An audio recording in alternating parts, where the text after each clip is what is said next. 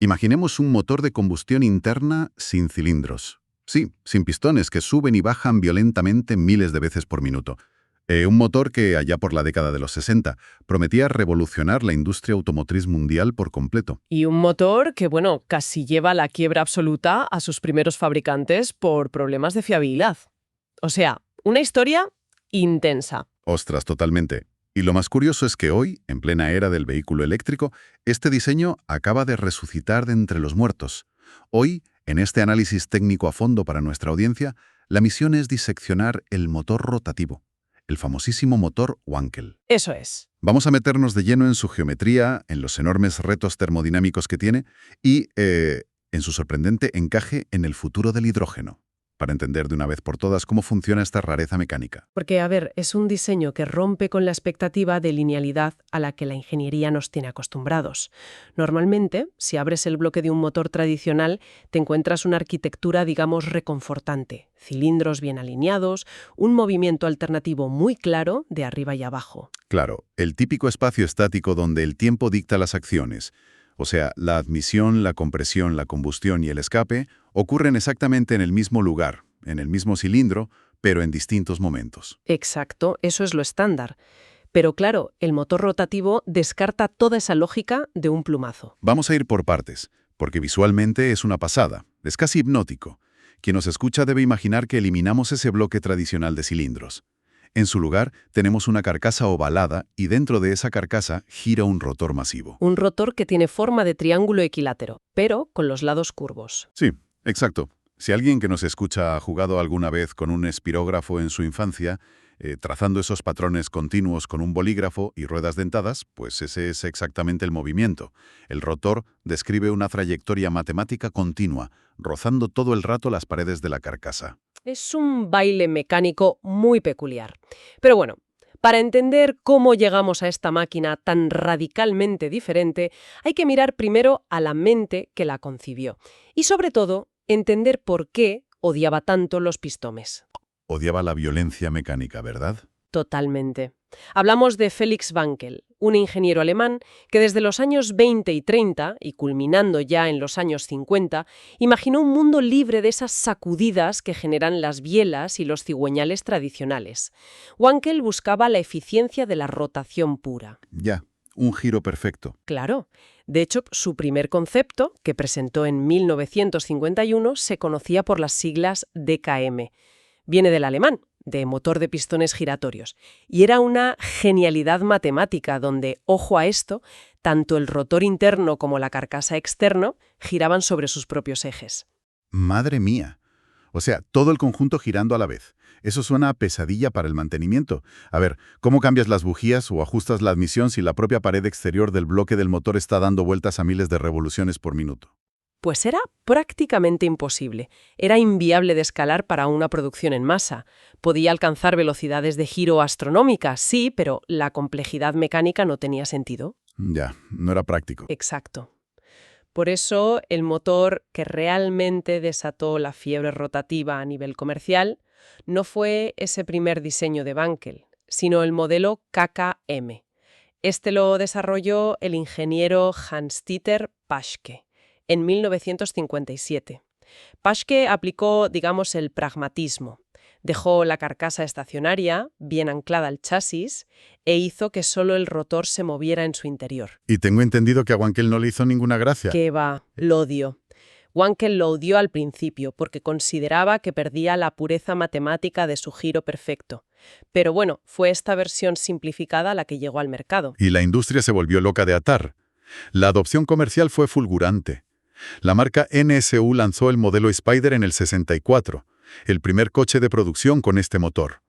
Luego Mazda compró la licencia y sacó el icónico Cosmo 110S en el 67. Una joya de coche, por cierto. Precioso, ¿sí? Y ese mismo año, NSU redobló la apuesta con el RO 80, que era un sedán de lujo con una aerodinámica súper futurista. Vamos, parecía el fin del motor de pistones clásico. Sin embargo, la historia del RO 80 es telita. Es una lección de humildad mecánica tremenda porque fue un desastre absoluto, ¿no? Fue un desastre porque la física de los materiales sencillamente no estaba lista. Las primeras versiones de producción sufrieron fallos catastróficos, pero además muy prematuros. El problema principal radicaba en los sellos del rotor. Las puntas del triángulo. Eso es. Las piezas de metal en los vértices del triángulo, que son las que deben mantener la compresión, frotando contra la pared interna de la carcasa. Bueno, pues estos sellos empezaban a vibrar. Y al vibrar, desgastaban prematuramente la superficie de la carcasa, creando unas ondulaciones súper características. Las famosas marcas del diablo, como las llamaban los mecánicos. Exactamente, las marcas del diablo. Los motores perdían compresión y fallaban estrepitosamente con apenas 20 o 30.000 kilómetros. Ostras, 30.000 kilómetros y motor a la basura.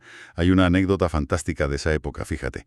Se cuenta que los conductores del NSU Ro 80, cuando se cruzaban por la carretera, se saludaban levantando los dedos de la mano. Y no era un saludo amistoso, sino que indicaban con los dedos cuántos motores de repuesto les había tenido que instalar la marca bajo garantía.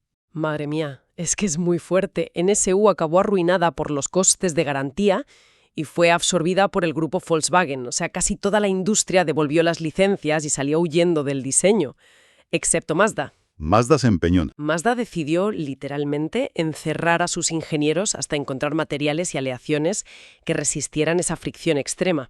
Y bueno, esa tenacidad nos lleva directamente a explorar cómo funciona por dentro para requerir un sellado tan crítico. Claro, hablemos del funcionamiento, porque la geometría básica es la clave de todo.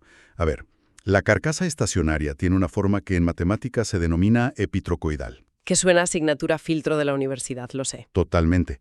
Vamos a traducirlo para quien nos escucha. A ver, simplificándolo mucho, imaginemos la forma de un cacahuete, o un número 8 pero muy ensanchado por el centro.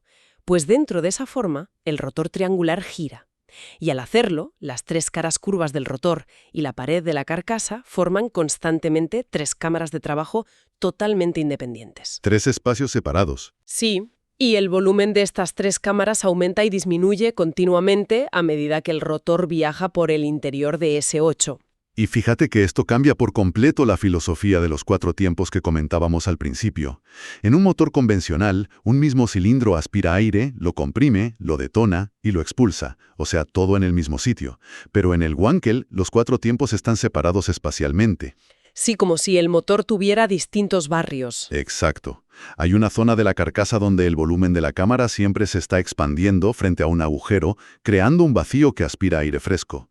Luego, el giro del rotor empuja ese aire hacia la zona más estrecha del 8, comprimiéndolo. Allí es donde saltan las chispas de la bujía. Se expanden los gases y empujan el rotor hacia la última zona, que es por donde se expulsa el escape. Y ojo a esto, porque esa separación espacial significa que una parte del bloque del motor está permanentemente fría, lidiando con la admisión, y la otra parte está permanentemente ardiente, lidiando con la combustión y el escape. Claro, un contraste brutal. Brutal, sí. Esto genera unas tensiones térmicas enormes en el metal.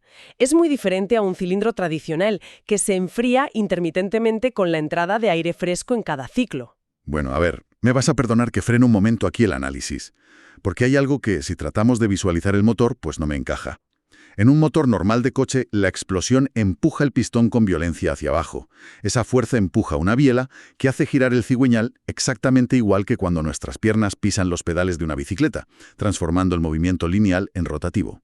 Ajá. Pero en el Wankel tenemos un triángulo dando vueltas dentro de un óvalo. No hay bielas. No hay un empuje recto hacia abajo. Entonces, ¿cómo transferimos esa fuerza a las ruedas del coche, sin que el rotor simplemente patine dentro de la carcasa? Y ya está. Bueno, es que esa es precisamente la maravilla mecánica del diseño. La transferencia de fuerza se logra mediante un engranaje interior y un eje excéntrico. Vale, cuéntame más sobre ese eje. A ver, hay que pensar en el eje central del motor no como una barra recta, perfecta, sino como el eje de unos pedales. Tiene un lóbulo cilíndrico que está desplazado del centro. El rotor va montado sobre este lóbulo. Cuando los gases en expansión empujan la cara del rotor, el rotor intenta moverse, claro. Pero un engranaje en su centro está directamente conectado a un engranaje fijo en la pared lateral del motor. O sea que no puede girar a lo loco. Exacto. Al estar engranado, el rotor no puede girar libremente sobre su centro, sino que se ve obligado a orbitar. Y al orbitar, hace palanca sobre ese lóbulo desplazado del que hablábamos, forzando al eje principal a girar. Vale, ya lo veo. Es como si una persona, que haría de eje, estuviera haciendo bailar un hula hoop alrededor de su cintura. El hula hoop sería el rotor, orbitando y transfiriendo la energía. Pues mira, es una imagen muy precisa.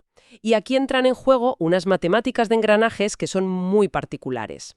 Por la relación del número de dientes entre el rotor y el engranaje fijo, resulta que el rotor gira a 1/3 de la velocidad del eje excéntrico de salida. A ver, espera, para que quede totalmente claro a la audiencia. El eje que manda la potencia a la caja de cambios gira 3 veces más rápido que el propio rotor triangular. Así es. Vamos a contar las explosiones para que se entienda mejor. El rotor tiene 3 caras, y cada cara completa un ciclo de los 4 tiempos por cada vuelta completa del rotor. Vale. Eso significa que tenemos 3 pulsos de potencia, es decir, 3 explosiones por cada revolución del rotor. Pero como el eje da 3 vueltas en ese mismo tiempo, matemáticamente resulta en un pulso de potencia por cada revolución del eje de salida. Ah, claro. Es una entrega de par súper fluida, de hecho, muy similar a la de un motor de pistones de 6 cilindros, pero ocupando una fracción del espacio. Y ya que hablamos de espacio, la construcción en sí de este bloque es fascinante. No se funde un gran bloque de metal hueco como harías en un V8 tradicional, sino que se ensambla como si fuera un sándwich estructural inmenso. Sí, la analogía del sándwich es perfecta. La arquitectura se basa básicamente en apilar placas. Tienes una gruesa carcasa lateral, luego la carcasa del rotor, con su forma de 8 ensanchado en el medio, una placa intermedia, otra carcasa de rotor si es un motor de 2 rotores, y la placa lateral final para cerrar. Todo apilado. Exacto. Y todo esto se comprime mediante unos largos pernos de tensión de acero que atraviesan el conjunto de lado a lado. Esta estructura modular tiene que resistir unas presiones de combustión altísimas, que literalmente intentan separar las placas constantemente. Antiguamente todo esto era fundición de hierro, pesadísima, pero hoy en día se usan aleaciones de aluminio en las carcasas laterales para rebajar muchísimo el peso. Pero claro, dentro de ese sándwich metálico está el mayor dolor de cabeza de la historia de la ingeniería automotriz, la dichosa estanqueidad. Antes mencionábamos por qué fracasó en SU de forma tan estrepitosa. Y es que mantener los gases atrapados en una cámara en constante movimiento no es nada trivial. Para nada. En cada una de las 3 puntas del rotor hay unos diminutos listones de metal llamados sellos de ápice. Estos sellos llevan unos resortes debajo que los empujan físicamente contra la pared de la carcasa. Pero claro, la presión también se puede escapar por los lados planos. ¡Ostras! Y se escapa. Por eso se añaden unos sellos laterales en las caras planas del rotor. Y además, unos pequeños cilindros llamados sellos de esquina para unir los ápices con los laterales. Es, de verdad, un laberinto microscópico de tolerancias donde cada pieza debe expandirse con el calor y encajar perfectamente bajo presiones extremas. Una locura de diseño. Sí, y esto se complica todavía más por la forma de la cámara de combustión. Al llegar al punto de máxima compresión, la cámara de un Wankel adquiere una forma extremadamente larga y delgada. Es casi como una lente. Y eso, a nivel de propagación del fuego de la llama, es un problema enorme. Por eso, el bloque carece de un sistema de válvulas con árboles de levas, muelles y correas de distribución. O sea, el propio rotor, al girar, va descubriendo y tapando unos huecos mecanizados en las paredes, que son las lumbreras, permitiendo que entre el aire y salga el escape. Así es, se autorregula la respiración. Claro, pero para encender esa mezcla, en una cámara tan larga, a menudo se recurre a poner 2 bujías por cada rotor. Y se disparan de forma secuencial, para garantizar que el frente de llama recorra toda la distancia a tiempo. Sí, sí. Y bueno, sabiendo toda esta complejidad monumental en el sellado y las brutales tensiones térmicas, la pregunta lógica desde el punto de vista de la ingeniería es ¿por qué persistir? O sea, ¿qué ventajas técnicas justifican tantísimo esfuerzo? Pues la respuesta empieza por algo muy simple: la drástica reducción de piezas móviles. Es un dato que pone las cosas en perspectiva muy rápido. Quien nos escucha debe visualizar un motor moderno de 4 cilindros en línea. Que todos tenemos en la cabeza, claro. Si lo desmontamos, encontraremos más de 40 piezas móviles principales agitándose frenéticamente. 4 pistones, 4 bielas, 16 válvulas, los árboles de levas, los muelles, los empujadores, un caos. Ahora miremos un motor Wankel básico de 2 rotores. Tiene esencialmente 3 piezas móviles principales. ¡Guau! ¿Solo 3? Los 2 rotores y el eje excéntrico. Ya está. Nada más. Es que esa simplicidad mecánica es lo que otorga al motor rotativo sus mayores virtudes, o sea, ligereza y suavidad extremas. Al carecer de masas alternativas, es decir, de pesados bloques de metal deteniéndose y cambiando de dirección vertical miles de veces por minuto, el motor Wankel casi no tiene vibraciones, simplemente emite un zumbido superlineal y puede alcanzar regímenes de revoluciones por minuto altísimos sin ningún tipo de esfuerzo estructural. Es una turbina, básicamente. Casi. Y además, su densidad de potencia es insuperable frente a los cilindros. Un Wankel es inmensamente más pequeño y ligero que un motor alternativo de potencia equivalente. Esto permite a los diseñadores colocar el motor muy abajo y muy atrás en el vano motor. Así consiguen un centro de gravedad óptimo para la dinámica del coche. A lo que se le suma un comportamiento antidetonante súper envidiable. Como el rotor siempre está barriendo la mezcla de aire y combustible a gran velocidad sobre el lado frío de la carcasa antes de comprimirla, el riesgo de picado de biela o autoencendido es muchísimo menor. Y fija que esto permitía en su momento usar gasolinas de muy bajo octanaje sin destrozar el motor. Pero, a ver, la física no regala nada. Y la termodinámica, como sabemos, es una jueza implacable. Pasando a los inconvenientes técnicos, esa misma cámara de combustión larga, delgada y en movimiento que favorece la suavidad es una auténtica pesadilla para la eficiencia térmica. Claro, si alguien se pregunta por qué los utilitarios que vemos en la calle cada día no llevan este motor si es tan pequeño y no vibra, la respuesta se resume en ese maldito problema térmico. Exacto. La relación entre superficie y volumen en la cámara de un Wankel es muy alta. Es decir, hay una gran cantidad de superficie metálica rodeando a una pequeña cantidad de mezcla comprimida. ¿Qué pasa? Que el metal, que está más frío, absorbe el calor de la combustión. En términos de dinámica de fluidos, ese metal actúa literalmente como un extintor y apaga el frente de llama antes de que llegue a los rincones más alejados de la cámara. O sea que el fuego no llega a quemar toda la mezcla. Eso es. Como consecuencia, el combustible no se quema por completo. Parte de la gasolina sale expulsada cruda, tal cual, por la lumbrera de escape. Y esto se traduce directamente en un altísimo consumo de combustible y en unas emisiones elevadísimas de hidrocarburos no quemados. Y de monóxido de carbono, claro. Telitas con las emisiones. Y luego está el talón de Aquiles operativo, el sellado a bajas revoluciones. Ese es otro gran problema. La eficacia de los sellos de ápice, esas piezas en las puntas del rotor, depende en gran medida de la fuerza centrífuga. A altas revoluciones, el giro violento empuja los sellos fuertemente contra la pared epitrocoidal, y ahí logran una compresión fantástica. Pero a bajas revoluciones, como cuando estás parado con el coche al ralentí en un semáforo, la fuerza centrífuga es mínima. Es débil, sí. Entonces, la alta presión de los gases de la explosión logra colarse por debajo del sello, levantándolo ligeramente de la pared. Las cámaras pierden su hermetismo, la compresión cae en picado y la eficiencia se desploma por completo. A lo que hay que sumar un detalle que espanta a muchos conductores: el consumo de aceite. En un motor de pistones, el cárter inferior está lleno de lubricante y los segmentos del pistón se bañan desde abajo constantemente. Pero en el Wankel, al tener zonas separadas y puertos abiertos por los que viajan los sellos, no puedes tener un baño de aceite constante en la cámara. Claro, se saldría por las lumbreras. Exacto. La solución de ingeniería es radical. Hay una bomba dosificadora que inyecta aceite limpio a propósito, directamente en la admisión, para lubricar los sellos de ápice mientras rozan la pared. Y ojo a lo que significa esto. Un motor rotativo quema aceite por diseño. Es un imperativo absoluto para su supervivencia. A pesar de todos estos inconvenientes, que no son pocos, consumo de gasolina altísimo, emisiones, la quema constante de aceite y los fallos de sellado a bajo régimen, el Wankel encontró nichos muy específicos. Nichos donde su tremenda relación potencia-peso y su fiabilidad a altas revoluciones aplastaban a la competencia sin piedad. Sí, las aplicaciones a lo largo de las décadas son espectaculares. En automoción, la perseverancia de Mazda nos regaló la mítica serie RX, culminando con deportivos legendarios como el RX-7 o el RX-8. Coches icónicos. Totalmente. Pero el momento dorado llegó en la competición pura y dura. En el año 91, Mazda ganó las prestigiosísimas 24 horas de Le Mans con el prototipo 787B. Aquel coche llevaba un motor de 4 rotores que, emitía un aullido ensordecedor y demostró una fiabilidad pétrea rodando a revoluciones máximas constantes durante un día entero. Justo el escenario donde el Wankel es verdaderamente feliz, girando altísimo y sin parar. El sector de las dos ruedas también lo intentó, ojo, con motocicletas como las Norton de competición que llegaron a dominar en la isla de Man, o la exótica Suzuki R5. Qué locura de moto el R5. Sí, muy rara.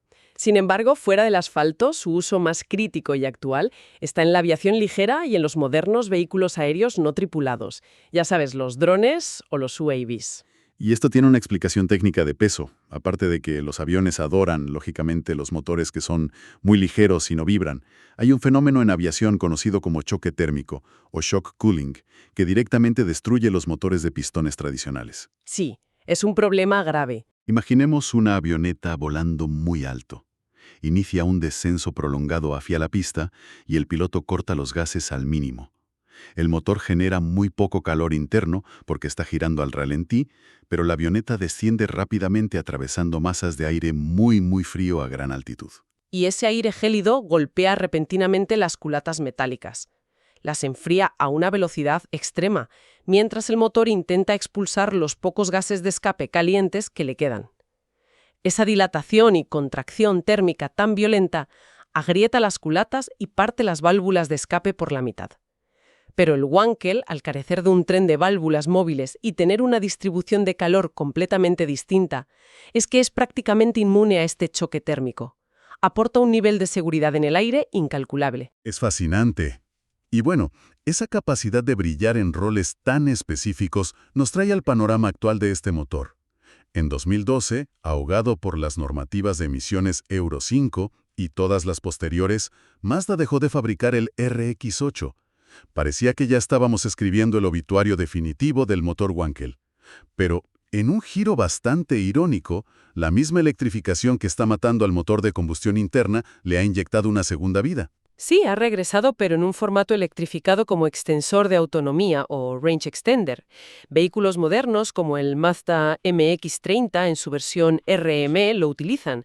Pero el paradigma ha cambiado por completo.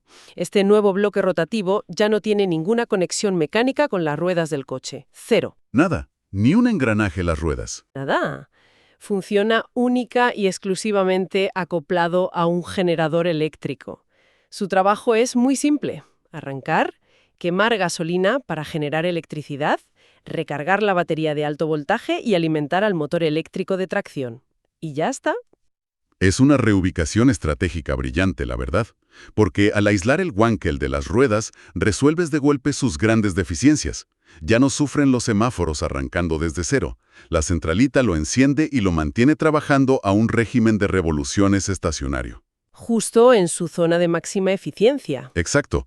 Es ahí donde la fuerza centrífuga sella perfectamente los ápices.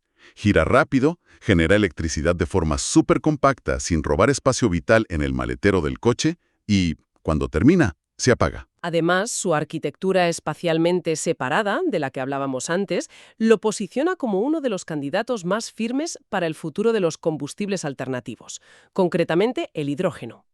Ojo, porque esta es la pieza clave del puzzle del futuro. El hidrógeno es un combustible muy explosivo que se quema a una velocidad brutal.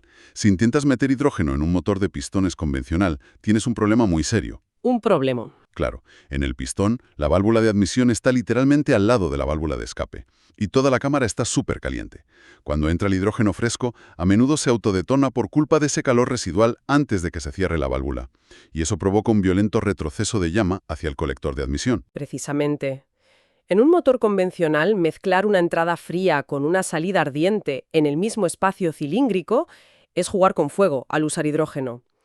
Pero fíjate en la geometría del Wankel. La zona de la carcasa donde ocurre la admisión de aire y combustible está físicamente alejada. Está aislada de la zona donde ocurre el escape abrasador. Están en lados opuestos del 8, claro. Eso es. El hidrógeno siempre entra en una cámara de admisión que está fría, así que el riesgo de ese retroceso de llama desaparece de forma natural, simplemente gracias al diseño base del bloque. Qué maravilla técnica. Y bueno, haciendo un balance técnico honesto para ir cerrando este análisis, hay que admitir que la máquina de Felix Wankel nunca fue el motor perfecto para todas las personas y para todos los coches. O sea, consumía más combustible de la cuenta, desafiaba los límites de la metalurgia para crear sus sellos y requería un usuario que estuviera dispuesto a vigilar el consumo de aceite constantemente. Sí, no era un motor para olvidarse del mantenimiento, desde luego. Para nada.